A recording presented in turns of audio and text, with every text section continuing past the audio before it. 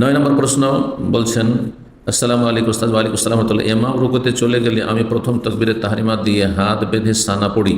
সানা একটু তাড়াতাড়ি পড়ে রুকুর তাকবীর দিয়ে রুকুতে যাওয়ার চেষ্টা করি। আর ইমাম যদি রুকুর পরে দাঁড়িয়ে যান তাহলে তাকবীর দিয়ে সেজদায় চলে যায়।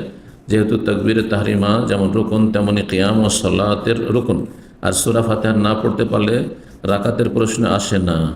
আমার এই কাজটি করা কি ঠিক না? ঠিক নয়। জি, রাসূলুল্লাহ সাল্লাল্লাহু আলাইহি সাল্লাম বলেছেন যে তোমাদের কেউ যখন বাইরে থেকে আসবে আর দেখছে যে ইমাম সালাত শুরু করে দিয়েছে, ফালিয়াসনা কামা ইয়াসনাউল ইমাম, তাহলে তাই করবে যেটি ইমাম করেছেন। যেখানে ইমাম আছেন, ইমাম রুকুতে থাকলে সরাসরি রুকুতে যাবেন, কিন্তু তাকবীরে তাহরিমা দিয়ে, কিন্তু সানা পড়বেন না, আপনি সূরা ফাতিহা পড়তে থাকবেন না, দাঁড়িয়ে থাকবেন না। তাকবীরে তাহরিমা আল্লাহু আকবার দিয়ে আপনি রুকুতে চলে যাবেন। আর একটি তকবীর যদি দিয়ে দেন রুকুতে যাওয়ার তকবীরটি, তাহলে এটি বেশি উত্তম, দুইটি তকবীর। আর যদি একটি তকবীরই দেন তকবীর তাহরিমা নিয়াত করেন, সেটি যথেষ্ট হবে ইনশাআল্লাহ।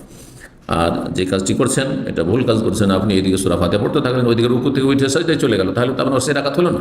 কারণ রুকু না পেলে রাকাত হয় না, এটি বিল ইজমা, সর্বসম্মতি করবে সমস্ত আইম্মা কিরামদের মত, ওলামা কিরামদের মত। পক্ষান্তরে সূরা ফাতিহা না পড়লেও, ইমামের পিছনে সূরা ফাতিহা না পড়লেও সালাত হতে পারে, অথবা সূরা ফাতিহা ইমামের পিছনে পড়ার প্রয়োজন নেই, এই মতগুলি রয়েছে প্রখ্যাত অনেক আইম্মা কিরামদের।